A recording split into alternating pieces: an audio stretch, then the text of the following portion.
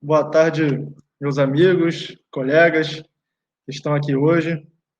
Mais uma webinar da UIN, a 21ª webinar nossa, no meio da quarentena. Quarentena, eu acho que se não me engano, a 8ª ou 9ª webinar da UIN.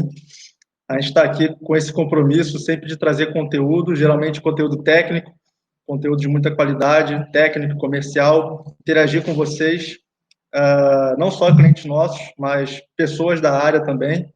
Para quem não conhece, nós somos distribuidores de sistemas fotovoltaicos, geradores fotovoltaicos para sistemas conectados à rede. E a webinar de hoje eu vou falar um pouco sobre os fatores de rendimentos em sistemas fotovoltaicos, que é um assunto muito importante. Muitos dos nossos clientes, empresas, integradores fazem dimensionamento, né, e dão a expectativa de geração média mensal para o cliente. E, às vezes, né, os fatores de rendimento são um pouco difíceis de calcular. Né?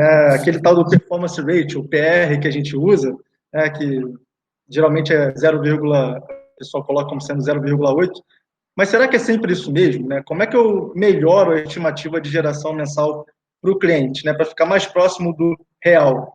Né? E o que significa exatamente esse fator de rendimento, fator de performance? Como calcular ele? E que ferramentas eu precisaria para melhorar esse cálculo, essa estimativa, melhorar o meu projeto como um todo? É isso que a gente vai trazer hoje para vocês.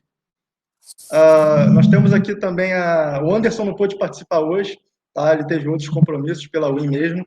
Infelizmente, ele não vai poder estar aqui hoje, complementando aí com a gente, mas a gente tem hoje a Lídia me auxiliando aqui, auxiliando com as perguntas e trazendo algumas informações para vocês. A Lídia é da nossa equipe de marketing, tá? Lídia, quer falar com o pessoal? Oi, gente, sejam bem-vindos. Não é o Anderson, mas eu vou ajudar da maneira que for possível. Participem, mandem suas perguntas no chat, a gente vai lendo conforme a webinar vai rolando. Sempre muito bom ter vocês aqui. A presença de vocês, a interação de vocês é o motivo pelo qual a gente faz o webinar toda hora, toda semana. Então, a gente espera que vocês gostem dessa, que vocês assistam as nossas webinars que já estão no YouTube. Conforme a webinar vai rolando, eu vou mandando algumas mensagens aqui pelo chat. Quero ver vocês participando lá no Instagram. Então, se você estiver aqui assistindo a nossa webinar, quer convidar algum amigo, quer mostrar como está o nosso conteúdo, você pode postar um story, marcar a win, @win.energia, vou botar aqui no chat, @win.energia, no Instagram, que a gente vai repostar. Assim a gente divulga vocês e a gente continua com essa parceria de sempre. Espero que... E diz pra gente no chat se o áudio tá bom, gente. Se vocês conseguem ouvir a gente, se o material tá aí mostrando direitinho. Ouvindo a gente, vendo a apresentação, por favor, coloquem aí, deem um olá, deem uma boa tarde. A gente sabe que a situação aí política e econômica do Rio não é das melhores agora, a gente está no meio de uma crise, mas a gente tem que ter otimismo. Vamos dar uma boa tarde aí, falar com todo mundo, fala se o áudio está bom, fala se está tudo bem aí, vocês estão vendo a apresentação, se está tudo certo. Essa apresentação tem mais ou menos 1 hora, tá? Mais um tempinho aí para perguntas, vai depender também da interação do pessoal, das perguntas que vocês vão fazer, tá? O Renato, de Betim, Minas Gerais, está assistindo a gente. Se quiser, fala também de onde você é também, qual empresa que você é. Carlos Bogarim, meu amigo. Beleza, cara? André Aragão, meu amigo também. Juliana Maria, Samuel Messias, Nicolas Flores, da UIN também. Nicolas é de compras lá da UIN.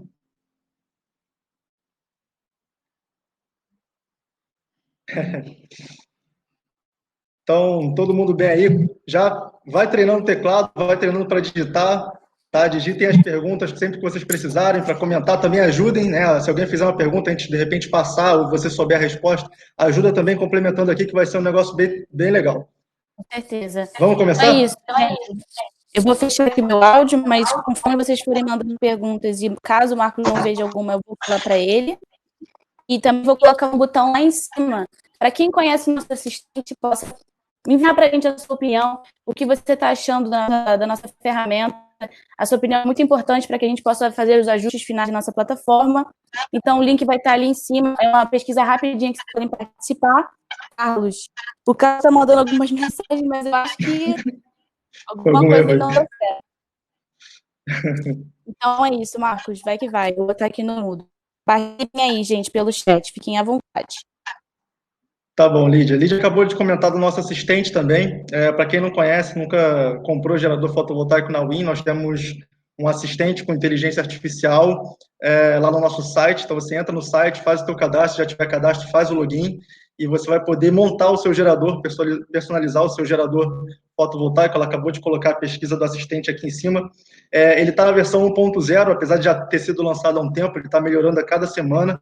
Então, com a inteligência dele, você consegue dimensionar o seu sistema fotovoltaico a partir da potência de pico, todos os componentes, né, ele já atrela a string box, o inversor adequado para a tensão, você seleciona a estrutura, ele já coloca os acessórios.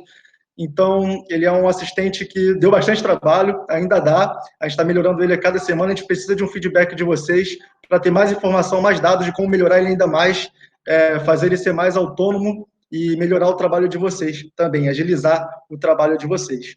Legal? Então, vem seu win, vamos começar a 21ª webinar. Então, quando a gente fala de fatores de rendimento, a gente está falando, né, de perdas. Quantificar as perdas no sistema fotovoltaico. Sim, o sistema fotovoltaico ele é um sistema que pode ser considerado bem eficiente, né? Com exceção da placa, né? O inversor, as perdas no cabeamento são pequenas. Nós temos muito recurso solar no Brasil, mas cada componente, cada item, né? Existem vários, desde o lado da captação da radiação solar até a potência de saída do inversor que é entregue no padrão de entrada, existem várias perdas. E quantificar essas perdas pode ser um pouco difícil. E primeiro a gente precisa conhecer cada uma delas. Então nós temos 3 tipos aí, eu poderia separar em 3 tipos de perdas que existem no sistema fotovoltaico. Primeiro, há perdas por irradiação, né, as perdas antes de chegar no módulo fotovoltaico, são sombras, né, sombreamento, a luz não chega no módulo, sujidade, né, sujeira, né, superficial, que também impede com que a luz chegue na placa solar, reflexão do próprio vidro da placa, o material do módulo fotovoltaico reflete a luz, tem uma certa refletância, então isso também impede que a luz chegue na célula fotovoltaica e seja convertida em energia. Além disso, temos a própria temperatura, que faz com que a potência de pico do sistema caia, a potência caia em relação à potência nominal para aquelas condições, e outras perdas no módulo. Mismatch, degradação do módulo, com o tempo ele vai perdendo a sua capacidade de gerar energia naturalmente, a gente tem como quantificar essas perdas a partir do datasheet. Irradiância, né? É estranho de falar perdas por irradiância, porque irradiância é o que dá energia ao módulo, mas existem perdas por irradiância, porque a eficiência da célula não é a mesma para qualquer nível de irradiância. A gente vai falar sobre cada uma dessas perdas. Depois, perdas no circuito CC, tá? Por efeito Joule, nas resistências dos condutores e nos elementos de conexão. Então, perdas no circuito de corrente contínua. Perdas por eficiência de conversão mesmo, no próprio inversor, e perdas no circuito CA, né, que abrange tanto as perdas por efeito Joule, como as perdas no transformador, por eficiência do transformador, eficiência de conversão do transformador, se houver transformador no sistema. Tá? Então, a gente divide em 3 partes.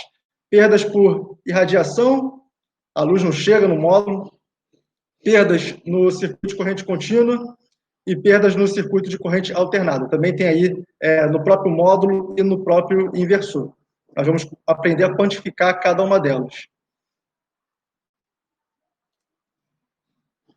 Então, o fator de performance, né, o famoso PR, muita gente fala do PR, muita gente faz conta assim, rápido para dimensionamento do gerador fotovoltaico, coloca 0,8, mas será que é sempre mesmo 0,8? 0,8 vocês vão ver que entre 0,75 e 0,8, na verdade, é uma boa faixa, tá, para um fator de performance genérico para sistema de microgeração de energia solar fotovoltaica. Nem sempre é aplicável, mas com pré-dimensionamento pode ser aplicado, né, para passar uma primeira estimativa para o cliente, uma primeira estimativa de tamanho e de custo do sistema fotovoltaico, ele pode ser usado sim. Mas à frente no projeto, quando o projeto está sendo desenvolvido, ele ou precisa ser calculado com mais precisão, com mais detalhe, mais informações do sistema, ou o sistema precisa ser totalmente simulado em um software adequado, um software de simulação, PVSys, PVSol, Solergo, né? Temos diversas opções. Mas a gente quer conhecer nessa aula de hoje, nessa webinar, um pouco mais do PR, do que ele é composto, tá? Como é que se calcula ele na prática, como é que o software calcula esse fator de performance, como é que você pode encontrar um fator de performance mais adequado, teórico, né? Calculando ele, e se tiver um software à disposição, você consegue conflitar esses dados com o software. Tá? Quanto melhor você alimentar, obviamente, o software, melhores vão ser os outputs deles, assim como aqui no cálculo teórico do performance ratio. Então, o performance ratio, na verdade, ele é o conjunto de todos os coeficientes de rendimento do sistema fotovoltaico. Tá? Então, se você pegar cada coeficiente de rendimento, né, cada perda, por sombreamento, por sujidade, temperatura, mismatch, todo o resto, multiplicar esses coeficientes, né, você vai ter no final o performance ratio. Tá? Ele leva em consideração todas as perdas do sistema. Perfeito? Então, o performance ratio 1, ele é equivalente a um sistema ideal, um sistema que praticamente não tem perdas, né? O módulo tem a sua eficiência, né? Pode ser qualquer uma, 18%, 19%, 20%, mas isso não influencia no performance ratio, tá? A gente vai ver já por quê. Mas todas as outras perdas no sistema influenciam nele. Então, se você quiser medir o performance ratio real de um sistema instalado, uma usina já instalada, você tem que seguir essa equação aqui de baixo, tá? Então, performance ratio, ele é igual à energia gerada medida, tá? Mensal, né? No medidor, na verdade, diária, né? Está falando aqui de dados diários. Energia gerada medida diariamente, dividida pela potência de pico do sistema, multiplicado pelo HSP medido. Tá? Potência de pico, ela é um valor fixo, uma vez que a usina está instalada. Né? Vocês sabem bem o que é, quem é da área.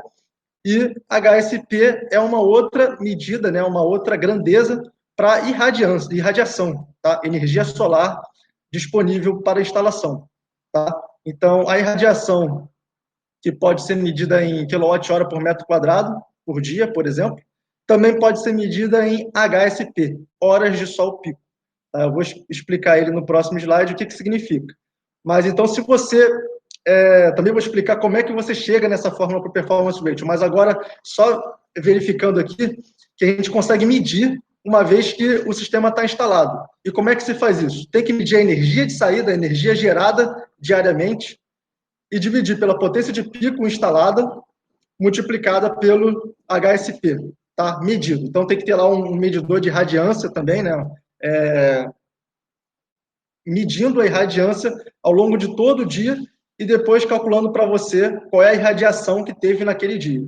Então, você consegue calcular diariamente qual foi esse performance ratio e mensalmente, anualmente também, para calcular o performance ratio médio da instalação. Performance ratio aí global da instalação. Então, primeiro, a gente precisa falar um pouco da definição de HSP, né? Horas de sol pico.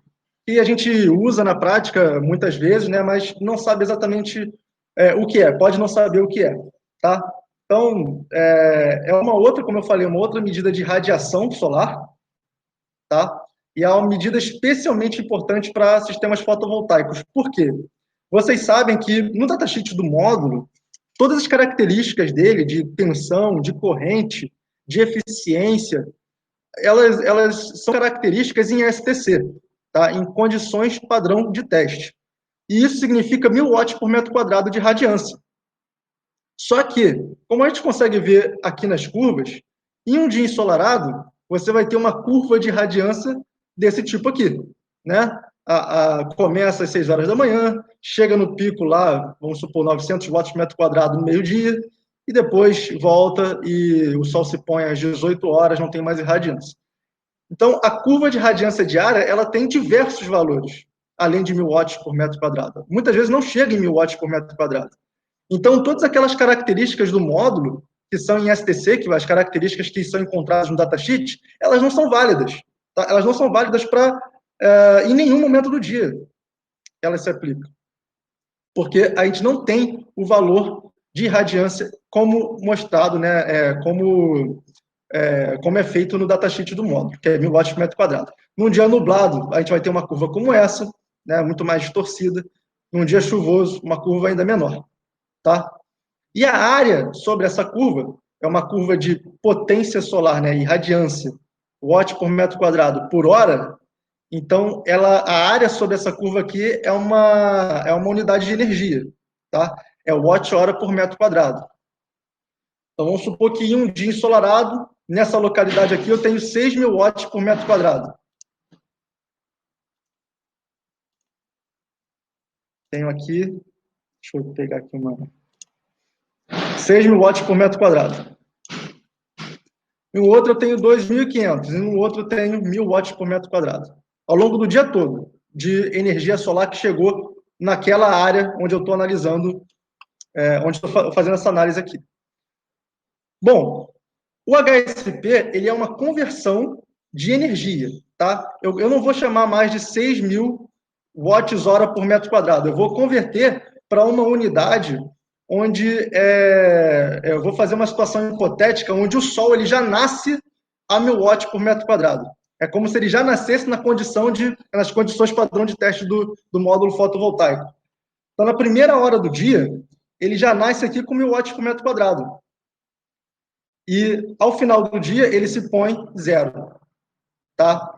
Então, o exercício aqui é transformar este gráfico, que é o gráfico real, em um gráfico hipotético imaginário, onde a única radiância que existe é 1.000 watts por metro quadrado.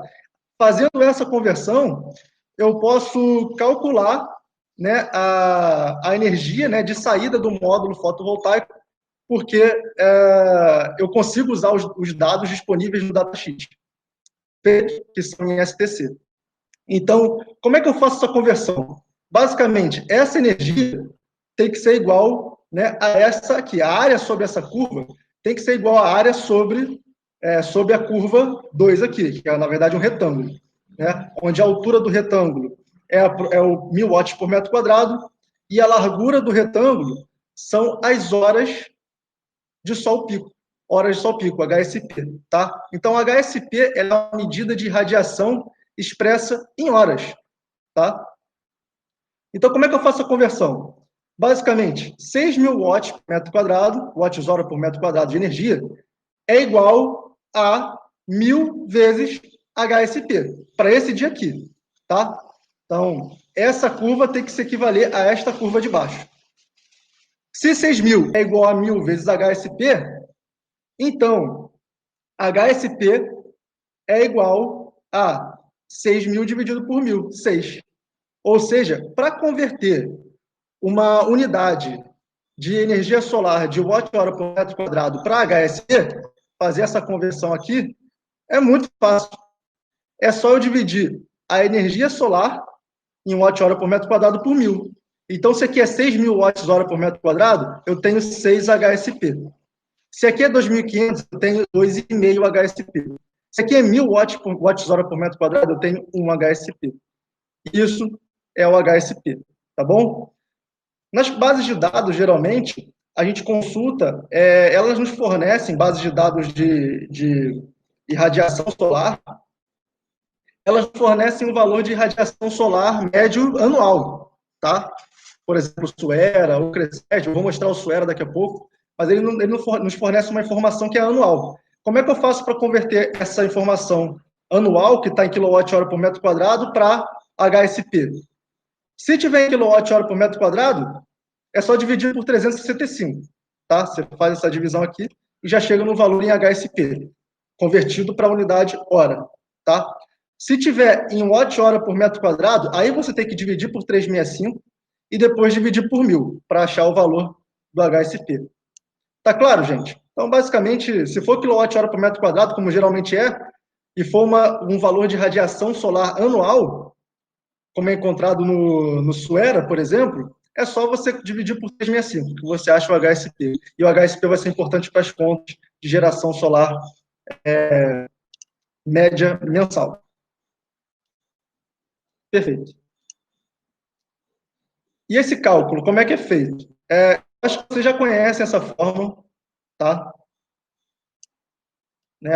Como é que você encontra a potência de pico do sistema? A energia que ele precisa gerar diariamente, tá? Dividido pelo performance vezes HSP.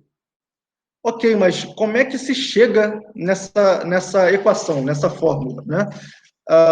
Isso é o que os livros não mostram, isso é o que os cursos geralmente não mostram, eles vão direto para essa fórmula aqui. Mas se a gente está falando de performance ratio, se a gente está falando de fatores de performance, a gente tem que saber de onde isso sai, de onde essa fórmula, que é a fórmula mais importante para a geração solar fotovoltaica, de onde que ela é derivada, tá? E a resposta é simples. Ela é derivada dessas outras duas relações aqui, tá? Eficiência do módulo e a energia gerada por um arranjo fotovoltaico, né? Baseado nessas duas relações, eu consigo derivar a potência de pico gerada por um arranjo fotovoltaico, um sistema fotovoltaico. Então, basicamente, né, a eficiência do módulo é energia de saída dividida pela energia de entrada. A energia de saída é a própria energia diária gerada pelo módulo, e a energia de entrada é o valor de radiação diária que o módulo recebe, multiplicado pela área do módulo. Ok?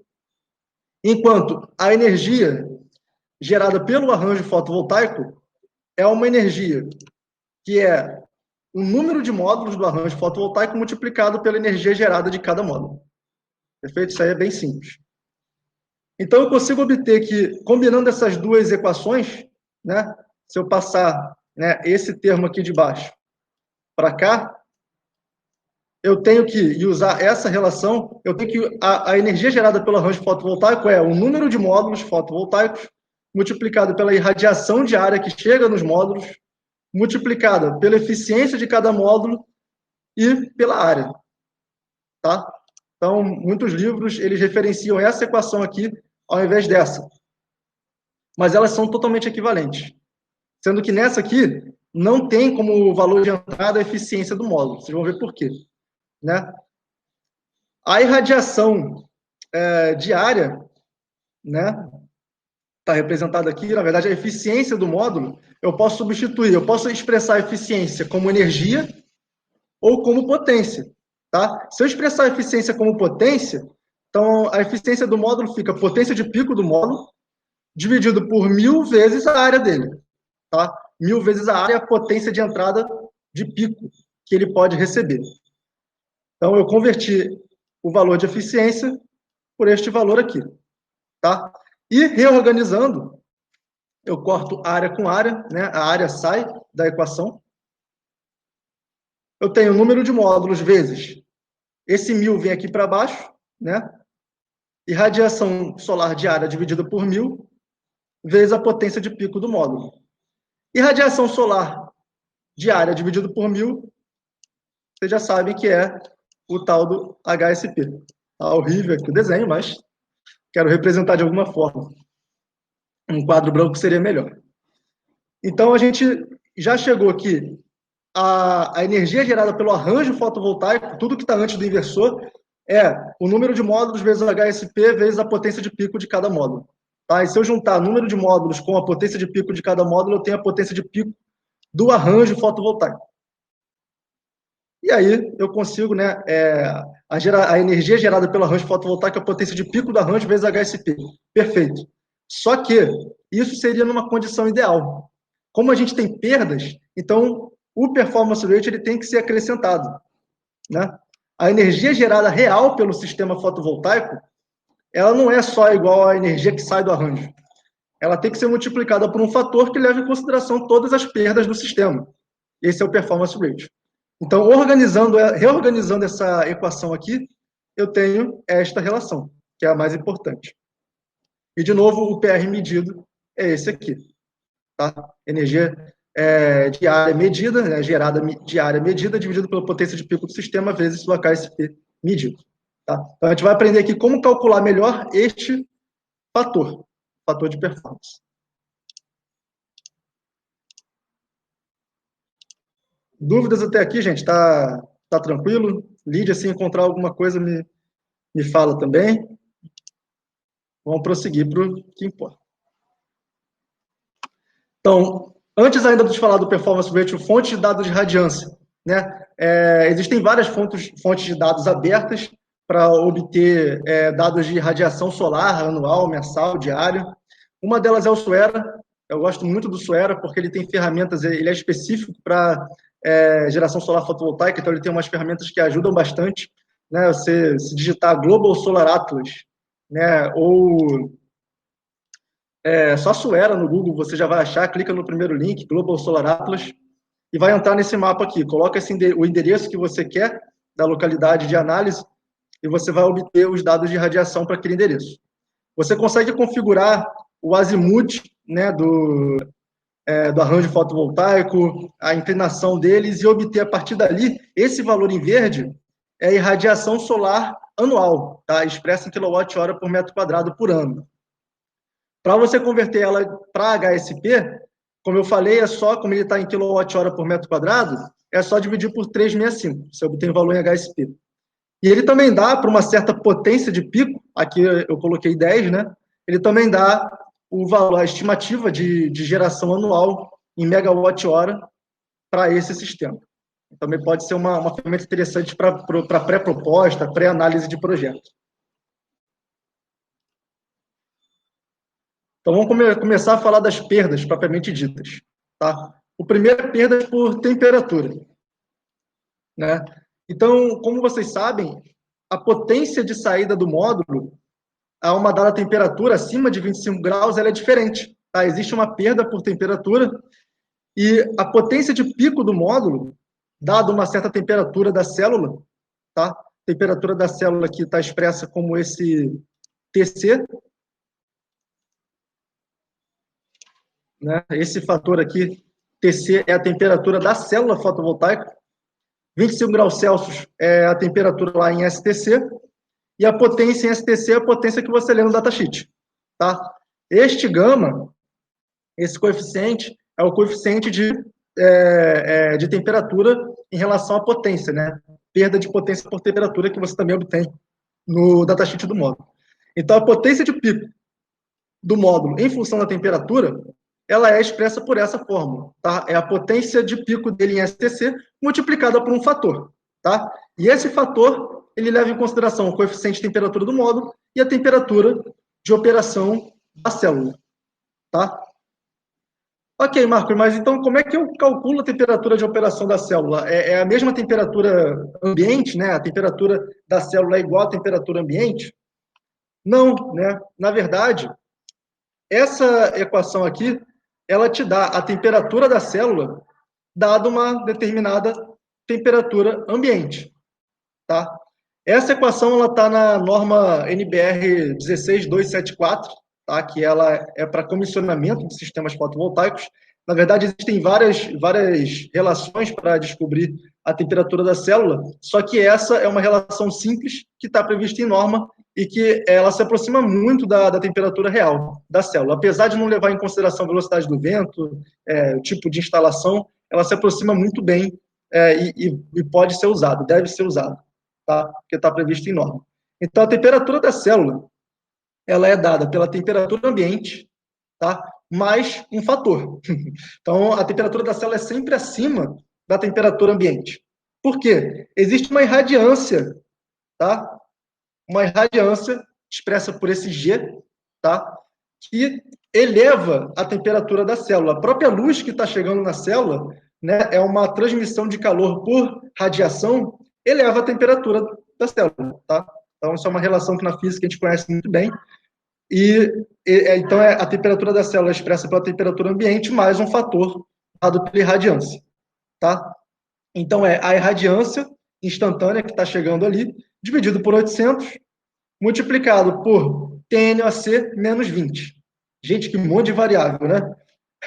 TNOC é a temperatura nominal de operação da célula, que também é encontrada nos datasheets. Eu vou dizer onde, né? Então, você tem que colocar aqui a temperatura nominal de operação da célula, geralmente é 42 graus, 41 graus, menos 20 graus. tá? Então, respeitando essa fórmula, você calcula a temperatura da célula. E a partir da temperatura da célula, você coloca esse valor aqui, e com o gama, você também tirou do datasheet, você tem a potência de pico do módulo para essa temperatura. E aí, que temperatura ambiente eu uso para calcular a temperatura da célula? Recomenda-se, gente, utilizar, né, através de fontes de dados de temperatura, utilizar a temperatura, a média de temperaturas máximas anuais para aquela localidade.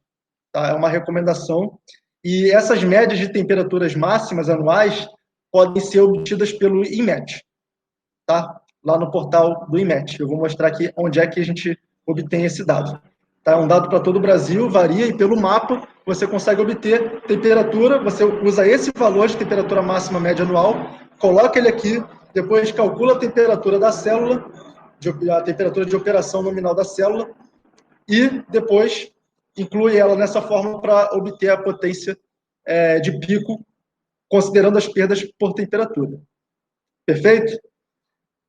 Depois, você vai obter o coeficiente de rendimento por temperatura. Tá? Esse coeficiente ele é expresso pela potência de pico na temperatura máxima média anual, dividido pela potência de pico em STC.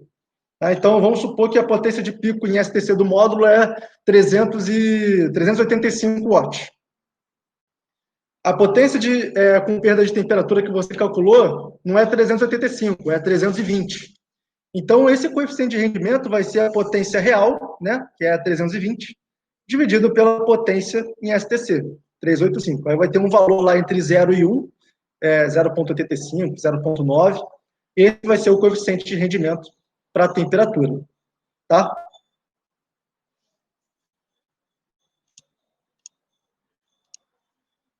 Perfeito. Então, essa aqui é a curva, por exemplo, simulada para minha casa. Tá? Eu fiz uma simulação em software. Essa é a curva para temperatura do módulo fotovoltaico em função da irradiância. Então, a irradiância aumentando, né, o sol incendindo mais perpendicularmente lá à placa, um dia claro, né, a irradiância aumentando, a temperatura do módulo aumenta proporcionalmente, em uma reta. Tá? Então, esses foram os pontos gerados pela simulação. Eu tracei uma reta aqui, mais ou menos na média desses pontos, e eu consigo ver, né, que sem irradiância nenhuma, a temperatura é igual à temperatura ambiente, tá? Que é 25 graus em STC. Quando tem mais irradiância, a temperatura do módulo vai aumentando. E, consequentemente, as perdas por temperatura aumentam também. Tá? Então, nesse gráfico aqui, a gente consegue visualizar isso bem. Esse aqui seria o ponto de STC, né? 25 graus Celsius e 1.000 watts por metro quadrado. E esse aqui é a curva real.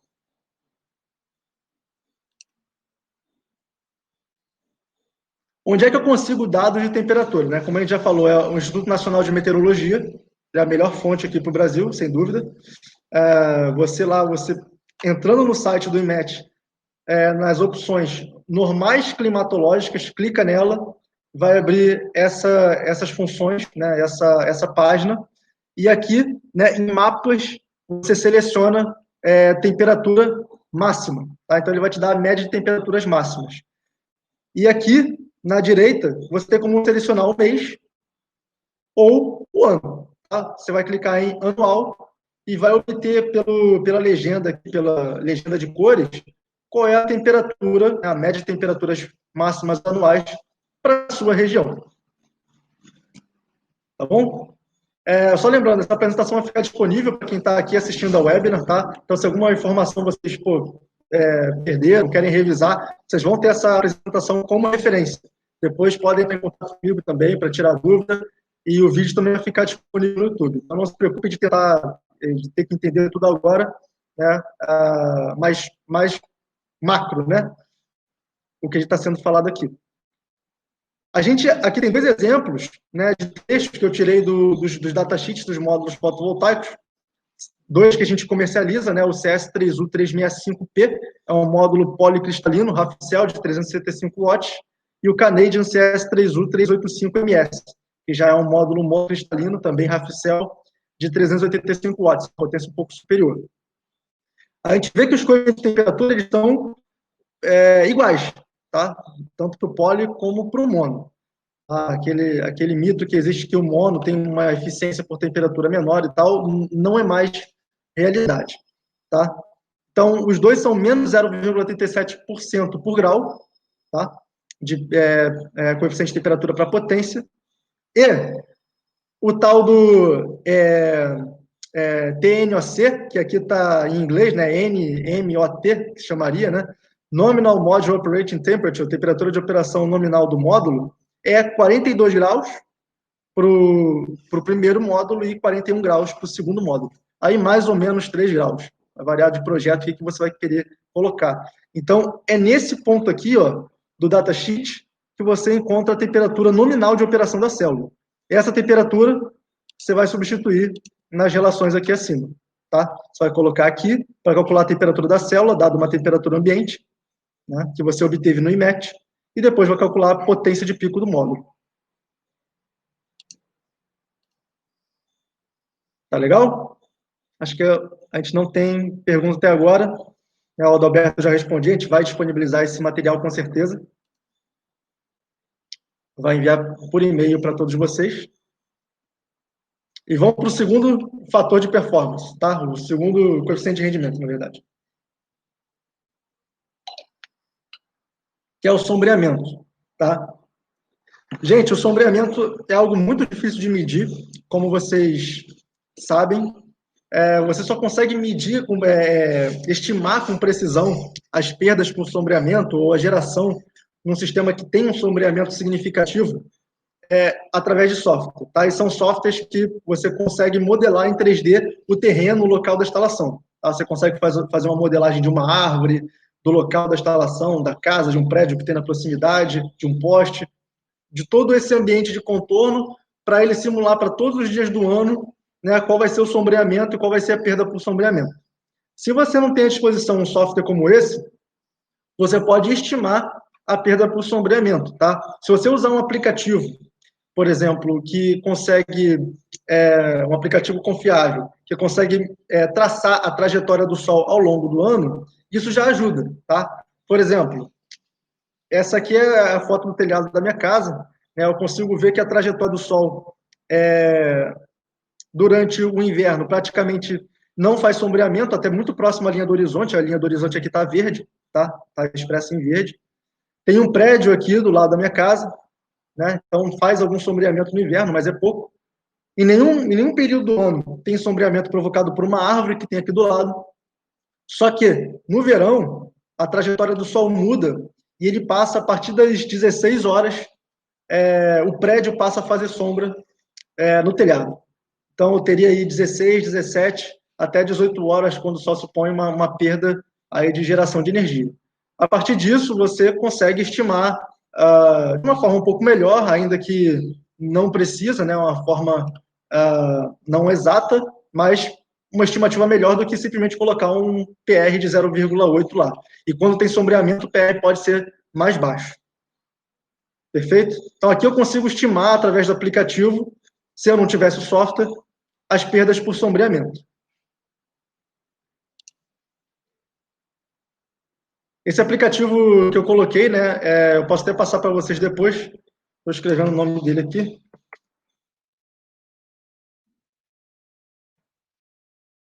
Posso recomendar ele. Ele é bem barato, tá? Vale a pena adquirir. Já em software, eu consigo fazer uma simulação mais detalhada, tá? Eu usei aqui um software bem famoso. Eu consegui modelar, é claro que a modelagem não vai ser perfeita, né, mas é uma boa aproximação da árvore que tem em frente à minha casa e do prédio, que tem 12 metros de altura, tá, ao lado da casa. Então, em azul é o arranjo fotovoltaico, e esse cinza aqui é o sombreamento que o prédio faz em um determinado período. Tá? Isso aqui é o sombreamento que ele faz no inverno, aproximadamente lá pelas 16 horas, 16h30, eu acho. Eu peguei um momento lá da simulação, pausei a simulação e tirei essa foto para colocar aqui. Então, essa quina que você está vendo é justamente a quina do prédio.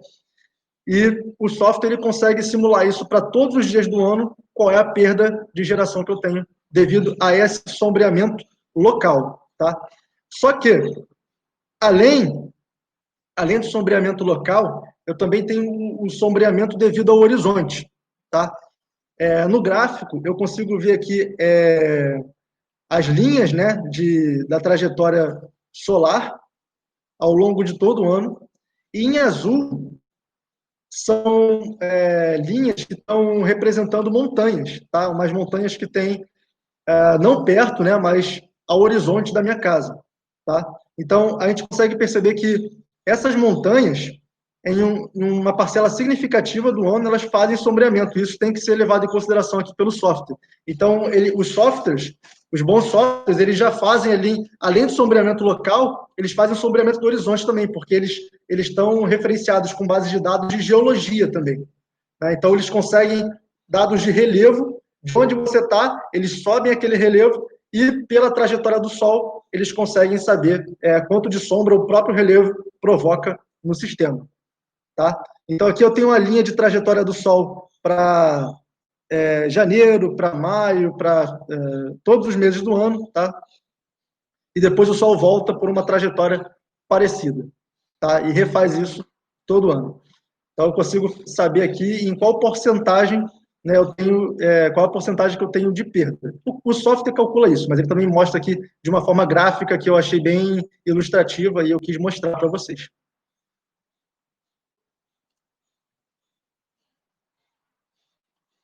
Perfeito? Perdas por reflexão. Essas perdas, muita gente esquece, né?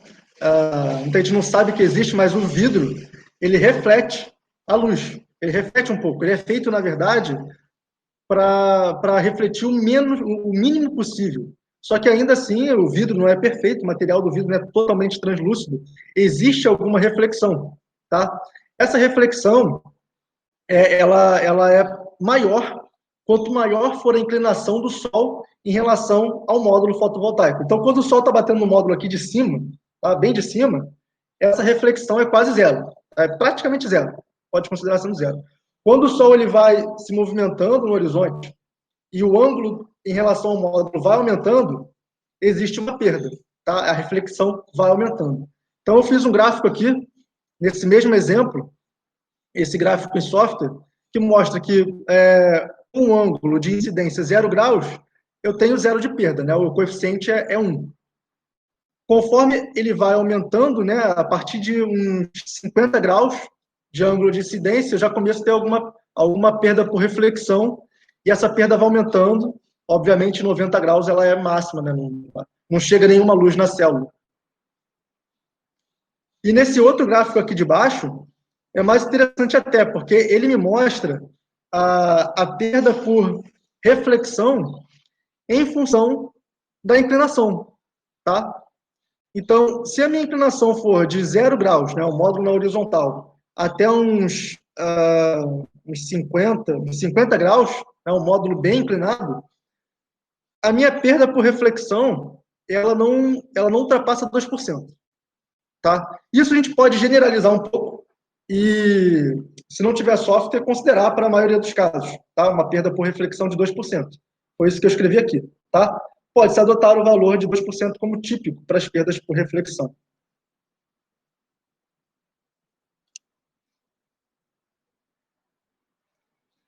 Sujidade, tá?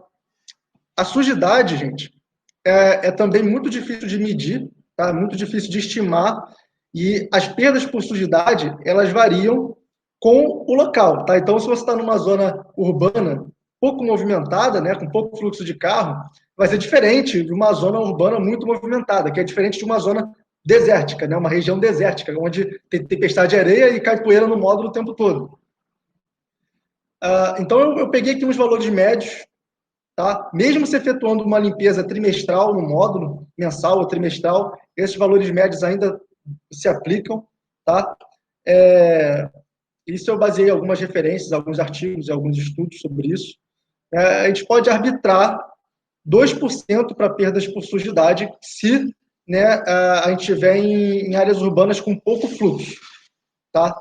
Se for áreas urbanas com muito fluxo, lá perto do centro da cidade, essas perdas elas já podem aumentar para 3%.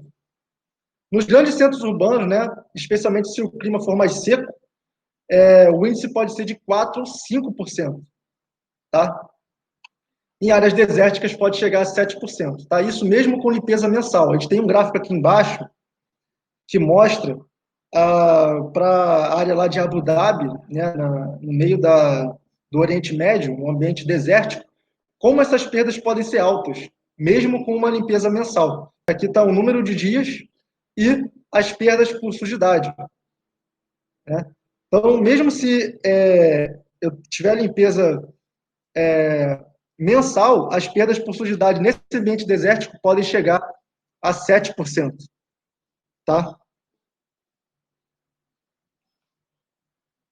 Eu acho que aqui está um pouco mais claro, mas ainda é um pouco difícil de medir. É claro que logo depois da instalação, os 6 meses subsequentes da instalação, é recomendável que tenha um monitoramento mais intenso assim dos módulos, para você conseguir ver se tem um acúmulo de poeira em cima deles, de repente orientar o próprio cliente a olhar, se ele estiver acessível, né, ao cliente, a olhar os módulos, ver se tem alguma sujeira em cima, para conseguir efetuar uma limpeza periódica. E essa limpeza periódica pode ser feita pelo próprio integrador ou outro cliente que o seu cliente final contrate, tá? O proprietário da usina contrate. Mas é muito importante que haja essa limpeza, no mínimo, semestral. Tá?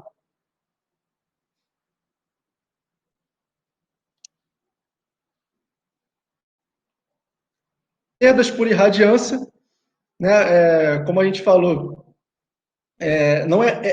você pode confundir com perdas por reflexão, mas não é isso, tá? Como eu já mencionei, a eficiência do módulo, aquela eficiência que você vê no datasheet, 18%, 19%, ela é uma eficiência que é para STC. Tudo ali no datasheet, né, naquela parte de características elétricas, é para STC. Então, é para uma irradiância de 1.000 watts por metro quadrado. Essa eficiência, ela muda com a mudança da irradiância. Se for uma irradiância mais baixa, a eficiência vai diminuindo, tá? De acordo com essas curvas aqui. Também são curvas simuladas, tá? Eu tenho em 1.000 watts por metro quadrado, ó. Deixa eu ver se eu desenho aqui, ó. Opa, ficou quase reto. Em 1.000 watts por metro quadrado, nesse módulo, eu tenho aproximadamente 16% de eficiência, tá? Mas qual é o resto da curva? Não dá para saber pelo datasheet, tá? A curva ela vai cair, ela vai fazer algo como está mostrado aqui. Irradiâncias mais baixas, a eficiência vai ser menor. Então, para módulos de silício cristalino, a gente pode até considerar também essas perdas por irradiância. A irradiância não é sempre a máxima possível, não tá sempre 1.000 watts por metro quadrado. Essas perdas podem ser aproximadamente 2%. Tá? As simulações, os estudos dizem que fica por volta desse valor. E no final, inclusive, eu vou dar uma tabela com faixas, né, esperadas para cada uma dessas perdas. Tá? Eu vou sintetizar tudo que a gente está falando aqui em uma tabela e eu vou dar cada uma dessas perdas. E vocês vão ter que avaliar, né, na parte do projeto, o que calcular, né, no caso da temperatura, e estimar, no caso do sombreamento, ou simular em software, e as outras perdas vocês podem arbitrar conforme decisão de projeto, se é mais conservador ou menos conservador. Tá? Então, devido a essa perda de eficiência por irradiância baixa, aqui no Brasil fica por volta de 2%. Tá? Variando com as características do módulo da célula, né? Resistência shunt e resistência série. Né? Aí quem sabe mais sobre célula fotovoltaica vai entender, né? Mas para cá não é necessário a gente explicar exatamente o que é, mas são resistências internas à célula fotovoltaica. Se você tem uma resistência série interna da célula maior, a tua eficiência no pico lá vai ser menor. E, consequentemente, a tua curva de eficiência vai ser menos interessante. Tá? Vai causar uma perda maior para o sistema. Tá legal? É isso que a gente quer dizer com essas duas curvas aqui. Gente, eu estou vendo pouca pergunta. Ou está todo mundo entendendo tudo, ou eu estou indo muito rápido. Mas está dentro do tempo, tá? Por favor, então, quem tiver pergunta, mesmo que seja uma coisa que já passou e que você está pensando ainda, algo que não ficou tão claro, pode botar. Não precisa ser na ordem aqui, não. Qualquer coisa que venha à cabeça, pode colocar, pode perguntar. Não tem pergunta boba, pode ser dúvida de todo mundo. Tá? Eu vejo poucas pessoas falando sobre fatores de rendimento, sistemas fotovoltaicos, então provavelmente é uma coisa que vocês não veem muito fácil. Então aproveita essa oportunidade para perguntar agora. E lá na frente vocês vão entender como é que isso se aplica, né, na geração. Agora, mismatch e degradação dos módulos fotovoltaicos. Como vocês devem saber, gente, os módulos, eles têm diferenças, mesmo que seja da mesma linha, do mesmo fabricante, o mesmo modelo, existem pequenas diferenças ali, né, apesar de ter as mesmas características em datasheet, as mesmas diferenças em relação... Desculpa, as mesmas diferenças. Eles vão ter diferenças de tensão e corrente, tá? Para as mesmas condições ambientais, de radiância e temperatura. Então, o que, na verdade, se a tensão no datasheet está, sei lá, a tensão de operação 35 volts. Na vida real, um vai ser 34.8, o outro vai ser 35.2, outro vai ser 35.3, outro vai ser 34.5. Vão ter várias diferenças ali, em tensão e corrente, tá? Porque os módulos eles não são fabricados exatamente igual, existem pequenas diferenças de fabricação, vários fatores, tá? Então, existe um mismatch, né, um descasamento, se a gente fosse falar em português, entre os módulos do arranjo fotovoltaico. Isso acontece entre todos eles, tanto na associação em série, né, na string, como na associação em paralelo. Tá? Então, na associação em série, perdas aí, por corrente menor do que as correntes em datasheet vão gerar um mismatch de potência, né, uma redução na potência se o circuito está em série. E se está em paralelo, uma fileira que tem uma tensão um pouco menor vai puxar a outra para uma tensão um pouco menor também e, né, vai ter uma perda de potência também devido ao descasamento de tensão. Então, tanto tensão como corrente gera uma pequena perda de potência. Tá? Essa perda também fica entre 1% e 2%. Pode colocar 1,5%, né, 1% ou 2%. Já a degradação dos módulos é mais fácil de estimar. Tá? Enquanto o mismatch é mais difícil, depende muito da confiança que você tem no fabricante, na qualidade que você tem do fabricante. Se você vai colocar 1% ou 2%, é difícil de mensurar. A degradação dos módulos é bem mais fácil. Por quê? Existem fabricantes que mostram a curva, né, de perda de potência ao longo do tempo para o módulo. Esse aqui, por exemplo, é uma curva da JA. Se você abrir o dashboard que a gente viu para vocês da JA, vocês vão ver que no primeiro ano de operação do módulo, vai ter uma queda de potência de 100% para 97,5%. Isso é uma perda de 2,5% no primeiro ano. Tá? Já no segundo, né, e a partir do segundo ano, a gente tem uma perda linear de potência que é devido a fenômenos como o PID, como o LID, que vão degradando o módulo, vão fazer ele produzir menos. É o próprio envelhecimento natural do módulo. Tá? As condições climáticas, as operações, os ciclos de operação do módulo. Então, nenhum gerador é perfeito. O módulo ele vai perdendo rendimento, naturalmente, com o tempo. Pergunta. Ok, se eu tenho uma curva, né, uma reta mostrando a degradação do módulo ao longo do tempo, eu sei que no 25º ano, o módulo vai produzir aqui uns 82%. No 15º ano, ele vai estar aqui perto, né, vai estar em 90%. No 10º ano, vai estar em uns 92%. Que fator eu uso, gente? Então, isso vai variar se você vai ser mais conservador ou menos. Por quê? Na verdade, essa curva aqui é a curva da garantia do módulo. Com certeza, a curva real ela não é dessa forma. Ela é mais reta. Deixa eu ver aqui. Eu não sei dizer uma reta ainda aqui, mas ela é assim, vamos supor. Ela está sempre acima, tem sempre uma distância da curva da garantia, justamente porque o fabricante não quer nunca operar em cima da curva de garantia. Se tiver alguma perda ali, ele vai ter que ressarcir o cliente, né, ao longo de 25 anos de operação do módulo. Então, com certeza, o módulo ele é ensaiado, ele é testado, verificado várias vezes, tem vários ensaios e padrões e normas para isso. O fabricante, com certeza, vai colocar uma curva aqui que é abaixo da real, né, da real esperada. Então, você poderia colocar, em função dessa curva, um valor aqui, né, ou um valor aqui. Mas tem que incluir essa perda por degradação no cálculo do performance rate. Se você for ver pela simulação, aqui é um resultado de simulação também para a minha casa, a gente tem aqui a perda em azul, tá? A perda básica por degradação do módulo. Esse módulo que eu tinha colocado na simulação era um Canadian de 330 watts, CS3U 330P, se não me engano.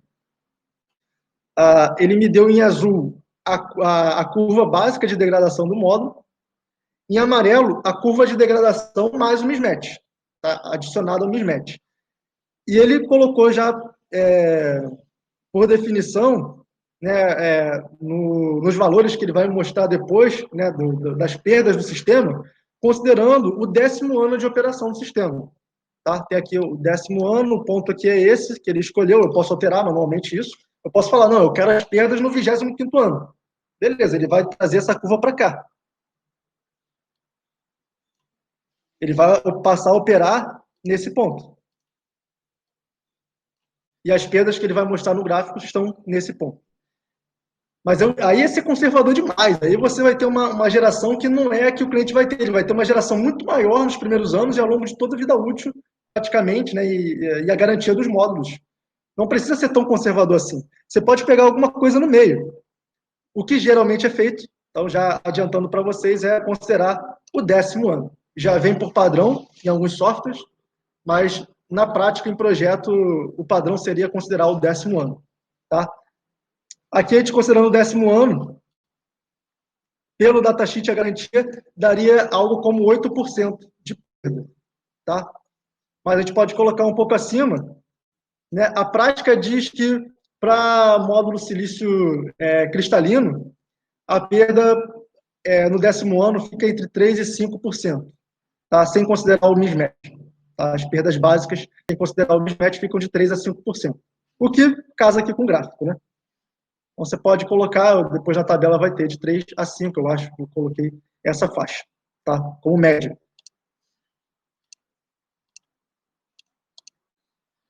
Tá claro essa parte, gente? Alguma coisa? O João Gabriel falou aqui, aula incrível. Obrigado, gente. Se tiver elogio também, se estiver entendendo tudo, tá tudo certo, tá show de bola, pode elogiar também. E pensem em novas ideias para webinar, tá? Que mais que conteúdo vocês gostariam que a gente trouxesse aqui para vocês, tá? Tem um amigo nosso também da BID, o Victor, não sei nem se ele está aí, que ele falou que está fazendo uma biblioteca com os nossos webinars, né? Fazendo uma biblioteca de material da Win. Muito bom saber isso, gente. Perdas no circuito CC e CA, tá? Isso para quem fez eletricidade é bem mais tranquilo, tá?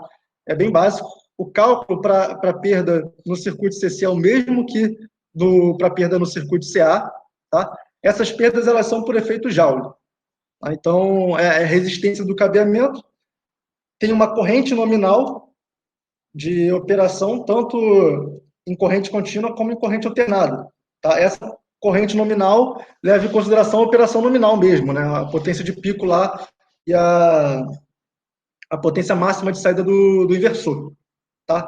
A partir da potência máxima de saída do inversor, você calcula a corrente alternada de saída, para colocar aqui nas perdas por perdas CA, e a corrente contínua, né, de entrada do inversor, para calcular as perdas no lado CC. E essa resistência aqui, gente, como é que a gente acha? Resistência CA e resistência CC. A gente acha pela segunda lei de Ohm. Tá? Então, basicamente, né, desenhar aqui vai ser ótimo, né? Mas resistência é igual a resistividade do material multiplicado pelo comprimento do cabo dividido pela área do cabo, a seção do cabo. A resistividade do cobre, com cabo de cobre, multiplicado pelo comprimento, 10 metros de comprimento, 20 metros de comprimento de cabo, até o inversor, para a parte de corrente contínua, dividido pela seção do cabo. A gente só comercializa aqui cabos de 6 milímetros quadrados, vai colocar 6 aqui. Tá? Só tomar cuidado, né, com o valor de resistividade que você vai usar. Tá? Tem que ser um valor de resistividade onde o comprimento a unidade seja milímetro. Tá? Para cortar milímetro com milímetro. Você colocou milímetro quadrado aqui embaixo, vai cortar com milímetro quadrado aqui em cima. Tá? Só isso. Se não for, tem que converter. E aqui em cima, geralmente, é metro. Tá? Então, esse valor de resistividade ele é dado em ohm milímetro quadrado por metro, para dar resistência, né? A unidade é ohm no final. É assim que você calcula a forma básica de calcular resistência. Tá legal?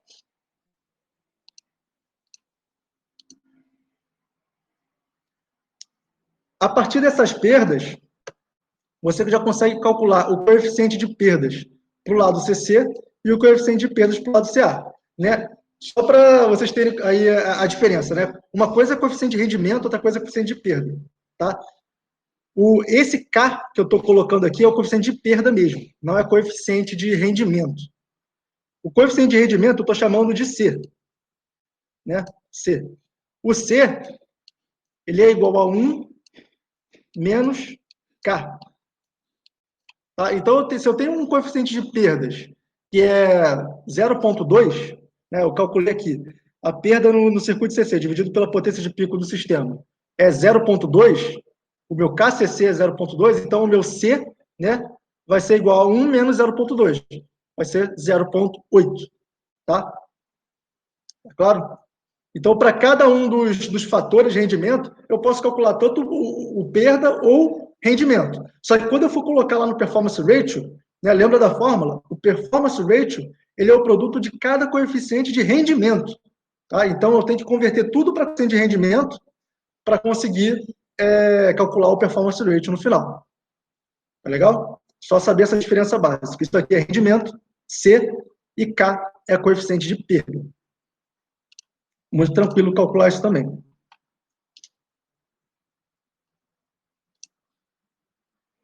Agora, só uma observação. Se o inversor for trifásico na saída, aí entra um raiz de 3, tá? Quem é de elétrica aí sabe disso. Tá? Para calcular a potência de perda na saída, entra um fator que é raiz de 3. Oi, Lídia. Temos uma pergunta aqui do Jones. O Jones perguntou para a gente qual ferramenta que poderíamos utilizar para perceber as perdas do módulo. Então, Jones, a ferramenta que eu conheço que dá as perdas no módulo, tá? É o PVSYST, né? Tanto por eficiência, se você estiver falando de eficiência, né? A curva de eficiência é o PVSYST. Eu não conheço, não sei se outro fornece, né? Como o Solergo ou o PVSol. Acho que só o PVSYST chega tão a fundo assim. Outras perdas por reflexão, e gerar gráfico por reflexão também, eu acho que só o PVSYST que dá. Os outros softwares calculam também essas perdas, mas eu não sei qual é a metodologia de cálculo deles, tá? Então, teria que ver aí na base nas informações de cada software, de repente com o representante, como é que o software faz esses cálculos. Mas os softwares de simulação deveriam fazer, e o PVSYST, ele é a referência que eu tenho, é o que eu uso, ele com certeza faz. Tá? Esses gráficos que eu estou mostrando para você foram feitos com o PVSYST. E o João Gabriel também falou, professor, poderia repetir a questão das perdas para circuito trifásico? Claro. Aqui, as perdas CC são sempre assim, tá? É sempre essa forma. Mas as perdas no CA, né, RCA vezes I ao quadrado. Né? Essa aqui é a corrente de saída, tá? A corrente de linha do inversor. Se o inversor for monofásico ou bifásico, né, continua sendo essa mesma conta. Né? Mas se for trifásico, entra um fator raiz de 3 aqui na frente. Tá? Fator raiz de 3. Aqui a potência trifásica, ela é raiz de 3 vezes I, vezes V, vezes I. Tá? Então, a gente tem que levar em consideração esse 3. Desculpa, acho que para perda, inclusive, esse raiz de 3 sai, ele fica 3. Tá? Então, fica 3 RI ao quadrado.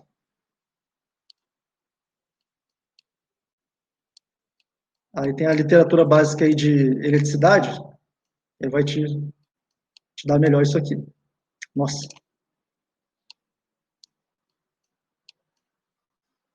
Tá? E essa aqui é essa resistência do cabo. A resistência do cabo.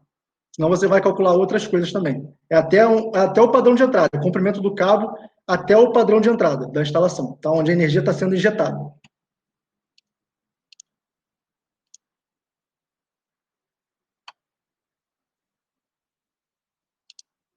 E aqui, por exemplo, para calcular essa resistência na parte de corrente contínua, é ida e volta do cabo. Então, se você tem um circuito aí de 20 metros, é 20 metros para o positivo e 20 metros para o negativo. Então, é 2 vezes, né, 20 metros. Perfeito? Essa fórmula também, ela está na NBR 5410, tá?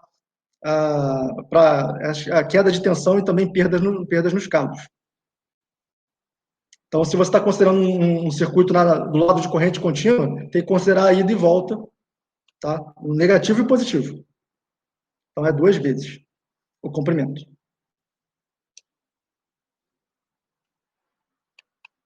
Tá? Na parte de eficiência do inversor, a eficiência do inversor, ela até lembra a eficiência do módulo fotovoltaico, tá? Sendo que essa curva de eficiência você vê em alguns datasheets de inversores. Por exemplo, essa curva é de um inversor da Fronius, tá? Essa curva é de um inversor da linha Fronius Primo, se não me engano. E para diferentes tensões de entrada. Então, uma tensão de 270 volts, ele tem essa curva de eficiência. Uma tensão de 710 volts, ele tem uma curva mais acima. Né? O datasheet mesmo fala, a tensão nominal desse inversor é por volta de 710 volts. Tá? Então, você tem que fazer uma associação em série. Se você conseguir ficar próximo da tensão de operação, né, do arranjo fotovoltaico, se conseguir ficar próximo de 710 volts, você vai ter um desempenho maximizado do inversor, porque você não vai estar trabalhando com uma tensão muito baixa numa curva como essa azul, você vai estar trabalhando com uma curva como essa em vermelho, tá? E ao longo dessa curva de eficiência do inversor, ele tem uma eficiência máxima. Essa eficiência máxima também vai no datasheet. Então, essa curva aqui, eu não sei se é eficiência máxima, não dá para ver bem aqui se é esse ponto ou se é esse ponto, né? Que vai gerar o maior valor de potência, pode ser aí um 0,98, 98% de eficiência. Esse valor vem como eficiência máxima do inversor, tá? Só que usar esse valor daria um resultado não verossímil, né, na tua conta. Porque se você usar sempre eficiência máxima, você vai desconsiderar tanto que você pode não estar usando uma tensão, né, igual a nominal, ou próxima pelo menos, e também vai estar desconsiderando, né, que em baixas cargas, em baixa energia solar, a eficiência do inversor cai. Cai lá de 98% para 95%, 96%. Tá? Então, o que eu faço? Nos datasheets também tem as informações de, geralmente, eficiência SEC, que é eficiência californiana, e eficiência europeia. Tá? Então, eficiência europeia e californiana são médias de eficiência que podem ser consideradas como eficiência média do inversor, de operação do inversor, tá? Ao longo de toda a operação dele. Então, se você está na Europa, a eficiência europeia do inversor vai ser a eficiência média dele, tá? De operação. Se você está na Califórnia, né, ou nos Estados Unidos, né, naquela região, a eficiência média do inversor vai ser a eficiência californiana, tá? Agora, se você está no Brasil, o que acontece? Como é calculada a eficiência europeia e a californiana? Para cada, como vocês podem ver, para cada carregamento do inversor, 0,9, 0,8 de carregamento, 0,7, isso é em relação à potência nominal de saída dele, tá? 0,6, 0,3, 0,2, 0,1. Para cada carregamento ele tem um valor de eficiência diferente. No Fronius, a gente consegue saber, né, a linha primo, a gente dá isso. Né, eficiência a um carregamento de 5% de potência de saída. A eficiência dele né, em média, 82%. Carregamento de 20%, carregamento de 50%, carregamento de 100%, potência nominal na saída. A eficiência dele é essa aqui, 97,9%. Tá?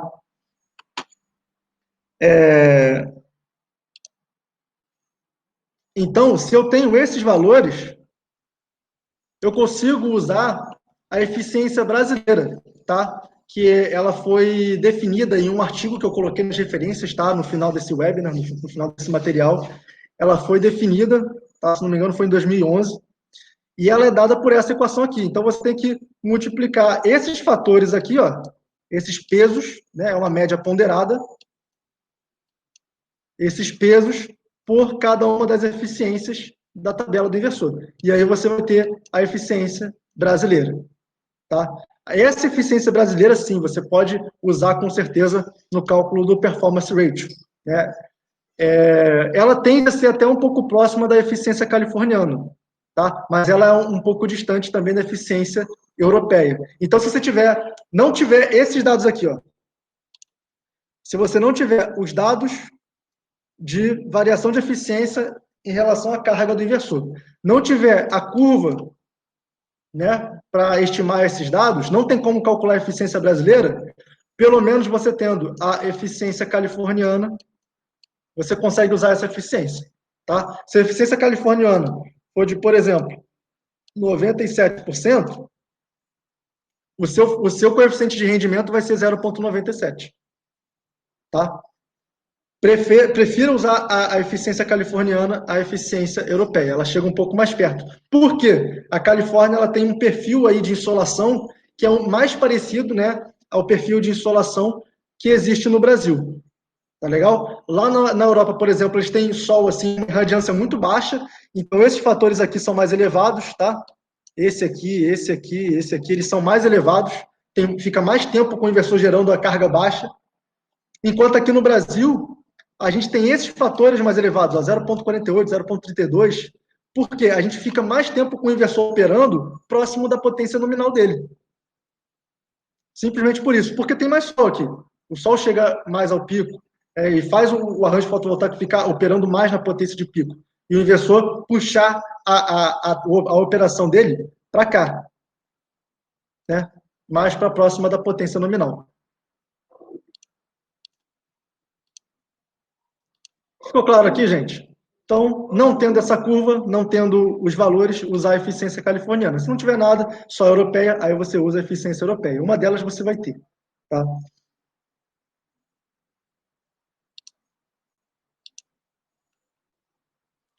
Então, finalmente, né, a gente chegou a comentar sobre todas as perdas. Eu fiz essa tabelinha, tá? Com médias, coeficientes, né? Então, eu tenho perda aqui por sombreamento, sujidade, reflexão, temperatura, mismatch, degradação, radiância, circuito CC, inversor, circuito CA e no transformador. Tá? Aí no transformador você vai ter que olhar mesmo a eficiência do datasheet do transformador. Pode ser 99%, 98%. Tá? Você pode usar essa eficiência aqui. Os coeficientes de perdas, os valores típicos para esses coeficientes de perda e os valores típicos para coeficientes de rendimento, que é 1 menos os valores de perdas. Tá? Então, se eu tenho uma perda por sombreamento aqui de 20%, tá? 0,2. O coeficiente de perdas vai ser 0,2 para sombreamento. Mas o coeficiente de rendimento é 1 menos 0,2, então vai ser 0,8. Se eu tenho um valor típico aqui do sombreamento, que isso aqui está assim, não existe muito valor típico para sombreamento. Tá? Eu coloquei porque para não deixar sem, mas teria sempre que analisar caso a caso, obviamente. Mas se o meu valor varia de coeficiente de perda de 0 a 0,2, então, claro que o meu coeficiente de rendimento varia de 0,8 a 1. Que é 1 menos 0 dá 1 e 1 menos 0,2 dá 0,8. Isso eu faço para todos os coeficientes de rendimento. Tá? Então, o sombreamento ele precisa de uma análise especial. Sempre. Tá? Seja da forma que você conseguir fazer essa análise. Se conseguir por software, ótimo. Se não conseguir, tem outras formas de você, pelo menos, fazer uma estimativa. Temperatura. Calcular sempre também. Circuito CC e circuito CA. Trafo se tiver. Os outros, né? A sujidade você pode estimar, né? A reflexão você não consegue estimar muito sem software, então você pode usar de 1 a 2%, vai depender se você vai ser mais conservador ou não. Mismatch, você também vai depender se vai ser mais ou menos conservador. Degradação sim, você vai olhar no datasheet para saber esse coeficiente aqui. tá? Mas ele vai ficar entre 3% e 5% para uma análise no 10º ano. Irradiância não tem muito o que fazer também, né? Você não sabe a curva, né, de eficiência da célula, só em software. Inversor, você pode conseguir fazer ou não, depende se a curva é disponibilizada ou se aqueles valores, geralmente só a Frônios disponibiliza, mas tendo eficiência SEC, você consegue se aproximar bem da eficiência brasileira. Então, preferi ela, tá?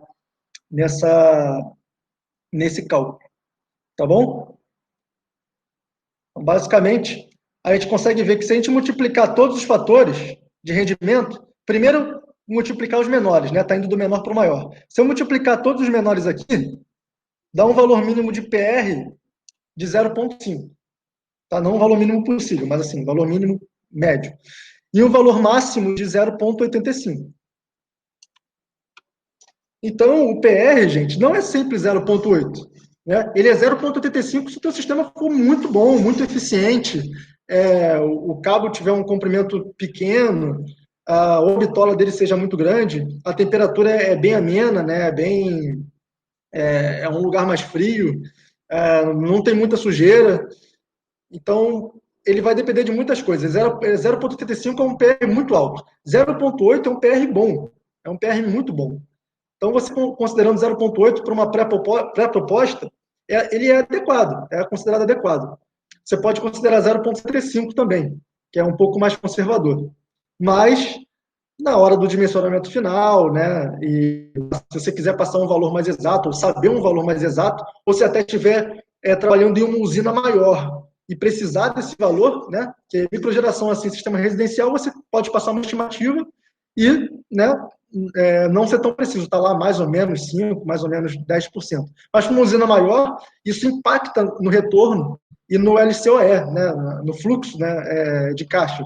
Então você precisa ser mais preciso com essa análise, e por isso tem que avaliar todas as possibilidades. Tá? No caso da minha casa,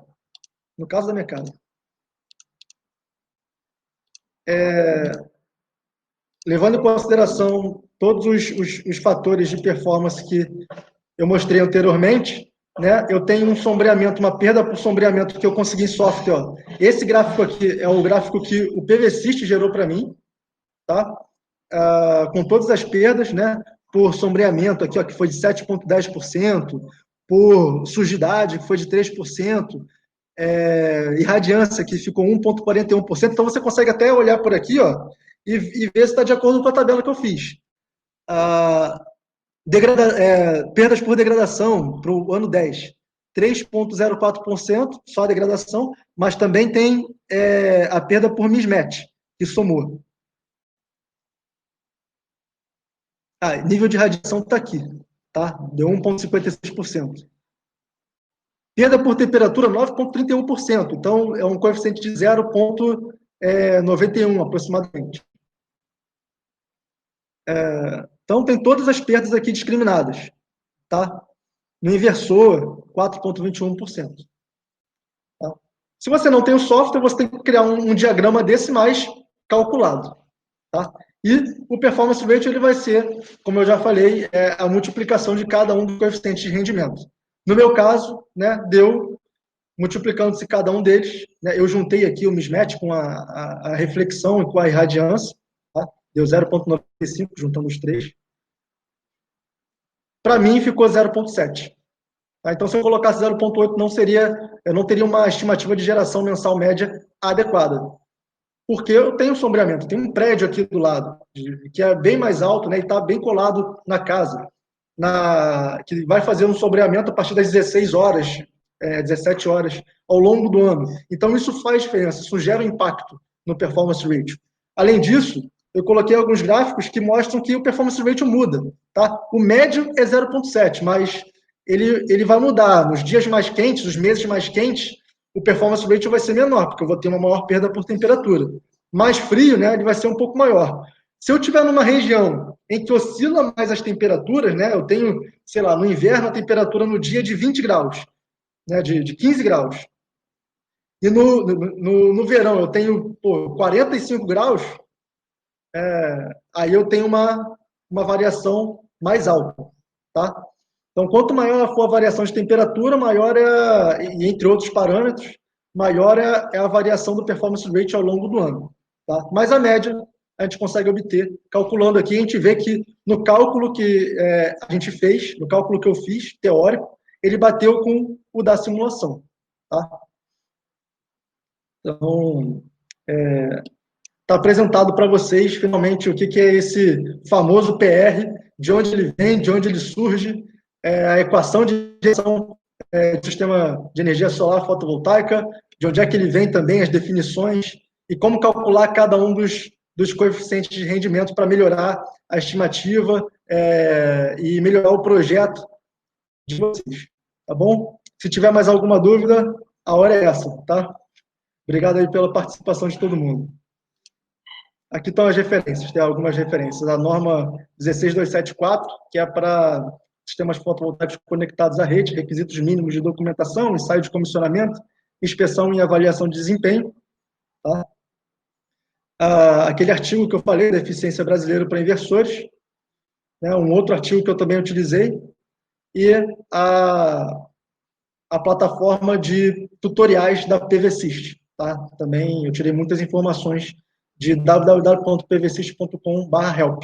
Tá? Então, ele também dá muitas informações que me ajudaram a construir a tabela.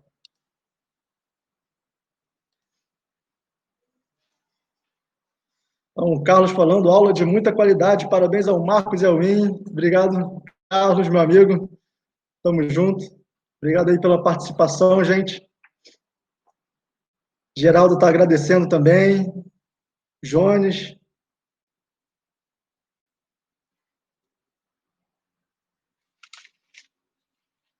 Aí o Renato perguntou, Marcos, com base nesse índice, como vou dimensionar o inversor?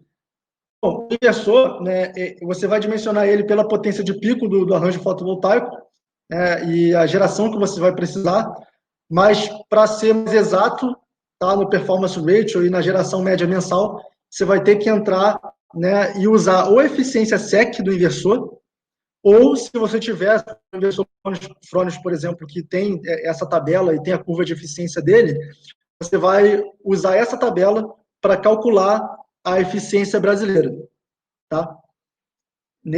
Usando esses fatores aqui, né? Eficiência brasileira, você vai usar exatamente essa fórmula aqui para calcular o coeficiente de rendimento desse inversor.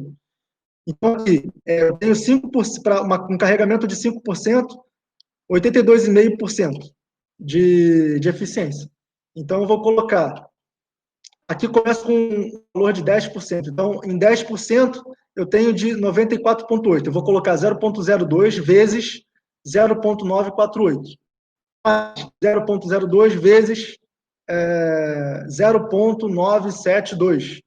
0,04 vezes 30%. 0,974. Tá? E assim por diante, até o 100%. Faço essa conta, vou ter a eficiência brasileira, 0,97, 0,96. Eu não lembro quanto dá nesse caso aqui, deixa eu ver quanto é que deu. O caso do inversor deu 0,955. Tá? Marcos, nós também temos outra pergunta da Gabriela. Ela pergunta, quando utilizamos módulos bifaciais, como inserimos o ganho da bifacilidade no PV-SYST? Boa, Gabriela. Essa é uma das perguntas mais difíceis, como estimar, né, o ganho pela bifacialidade.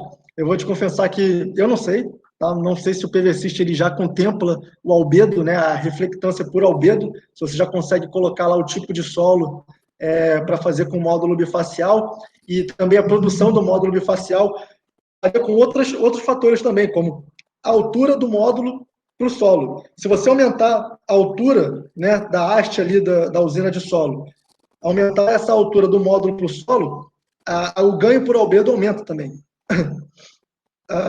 O distanciamento entre os módulos também é significativo.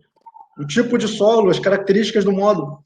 Eu não sei exatamente se o PV-SYST já tem essa funcionalidade, eu não tenho certeza. Tá? Mas eu nunca usei, então eu não consigo responder. Mas se não tem ainda, com certeza está sendo implementado. Mas se alguém souber aí, se o PVSys tem essa funcionalidade, fala, por favor. Tá? Legal. O E Jones vai ser também cada fez vez mais uma... necessário, né? Isso. O Jones também fez uma pergunta, né? Ele disse que no caso da Win a gente fornece frônios e solis. E ele quer saber um pouquinho mais sobre como funciona isso para solis. Uhum. O Solid você pode usar a eficiência SEC, né? Ou de repente na 5G nova, eles já podem possuir a curva de eficiência. Eles não me enviaram ainda, tá? Eu tenho contato direto da Solis, mas eles não me enviaram ainda a curva de eficiência do Solis. Eu posso pedir para eles conseguirem não só a curva de eficiência, mas a tabela. Tá? Eu não sei se eles têm externamente, né, já para a linha 5G, mas eu posso perguntar. E aí, precisando, eu posso fornecer para vocês, com certeza. É só entrar em contato comigo, Marcos da Engenharia da Win. Meus contatos estão aí, tá?